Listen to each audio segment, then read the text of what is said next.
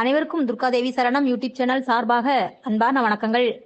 இன்னைக்கு நம்ம பதிவுல என்ன பார்க்க போறோம்னு கேட்டீங்கன்னா, பிப்ரவரி 25ஆம் தேதி இன்றைய தினம் செவ்வாய்க்கிழமை வந்திருக்கக்கூடிய பிரதோஷ நாளானது மிகவும் சக்தி வாய்ந்த நாள் என்றே சொல்லலாங்க.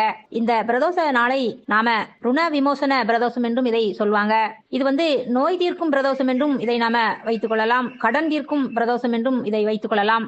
இந்த நாளில் அதாவது தீராத நோய்கள், கொடிய நோய்கள், தீர்க்கவே முடியாத நோய்கள் கூட இந்த பிரதோஷ நாளன்று நாம ஒரு பரிகாரத்தை செய்வதன் மூலம் எந்த ஒரு தீராத நோய்களாக இருந்தாலும் நம்மை தொற்றிக்கொண்டு இருக்கும் கடன் சுமை விலகவும் இந்த பரிகாரத்தை நாம செய்யலாம். பரிகாரத்தை செய்வதற்கு முன்பு இன்றைய தினம் இருக்கக்கூடிய சிறப்புகள் என்னெல்லாம் இருக்குது என்பதை பற்றி நாம பார்த்துக் கொள்ளலாம். செவ்வாய்க்கிழமைக்கு துர்க்கைக்கு உரிய நாள் என்றே சொல்வாங்க. சக்தி தேவதைக்கு உரிய நாள். அதனால இந்த பரிகாரத்தை நாம ராகுகால நேரத்துல செய்ய போகின்றோங்க.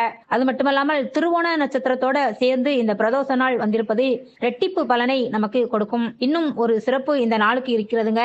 மகா சிவராத்திரிக்கு முந்தின நாள் வந்திருக்கும் இந்த பிரதோஷ நாள் இது. சரி, இத்தனை சிறப்புகள் அடங்கிய இந்த பிரதோஷ நாள்ல நாம செய்ய வேண்டிய இந்த எளிய பரிகாரத்தை என்ன என்பதை பற்றி நாம இந்த பதிவில் முழுவதுமாக தெரிந்து கொள்ளலாம். பதிவுக்குள்ள போறதுக்கு முன்னாடி நம்ம சேனலுக்கு ஒரு சப்ஸ்கிரைப் பண்ணிக்கோங்க. வாங்க வீடியோக்குள்ள போகலாம். இன்றைய தினம் செவ்வாய்க்கிழமை பிரதோஷத்திற்கு ஒரு சிறப்பு என்னன்னு பாத்தீங்கன்னா, 25/2/2022 அதாவது 2/25 வந்திருக்கிறதுனால இது இன்னொரு ஒரு பெரிய ஒரு சிறப்பு என்றே சொல்லலாம். இந்த பிரதோஷ நாள்ல ராகுகால நேரத்துல நாம பரிகாரத்தை செய்வது ரொம்பவும் நல்லதுங்க. இன்றைய தினம் மாலை 3 மணியிலிருந்து 4:30 மணி வரை ராகு காலம் இருக்கின்றது. இந்த நேரத்துல வீட்டில் இருந்தபடியே இந்த பரிகாரத்தை நம்ம செய்வது ரொம்பவும் நல்லது. ஒரு பிரியாணி இலையை எடுத்துக்கோங்க. அதுல உங்களுக்கு இருக்கும் கடன் பிரச்சனையை ஒரு மார்க்கர் அல்லது ஒரு ஸ்கெட்ச் எடுத்துக்கோங்க. 5 கடன் பிரச்சனை இருந்தால் கூட பரவாயில்லை. 5 பிரியாணி இலையை எடுத்து ஒரு வரியில் அந்த கடன் பிரச்சனை என்னங்கிறதை எழுதிக்கோங்க. எந்த வங்கியில உங்களுக்கு கடன் இருக்கிறது, அந்த வங்கியின் பெயர், அந்த தொகை, நீங்க எவ்வளவு அமௌண்ட்ல நீங்க நகை எல்லாம் பேங்க்ல வச்சிருப்பீங்க அப்படிங்கிறதையும் அந்த பிரியாணி இலையில நீங்க அதை மார்க் பண்ணிக்கோங்க.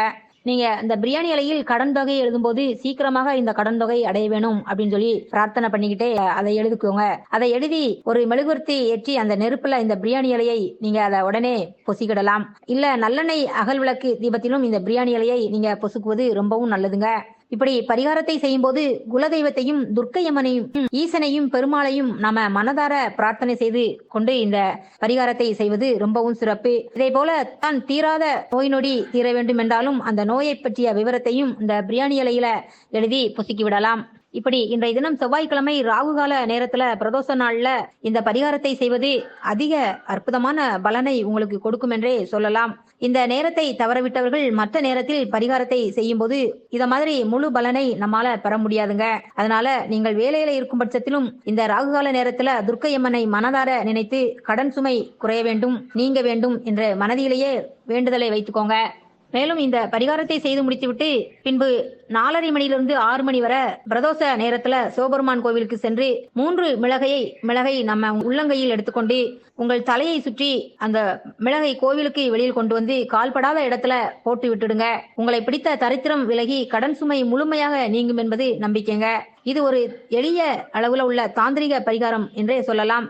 இந்த தாந்திரிக பரிகாரத்தை நம்பிக்கை உள்ளவர்கள் இதை பின்பற்றி வந்தால் ரொம்பவும் சிறப்பும் கூடங்க. நண்பர்களே, இந்த பதிவை பார்த்துட்டு இருக்கும் அனைவருமே கீழே இருக்கும் கமெண்ட் பாக்ஸில் உங்கள் கருத்துக்களான ஓம் நமச்சிவாயா என்ற மந்திரத்தை நீங்க பதிவிடுங்க. மேலும் இந்த வீடியோக்கு ஒரு லைக் பண்ணி சப்ஸ்கிரைப் பண்ணிக்கோங்க.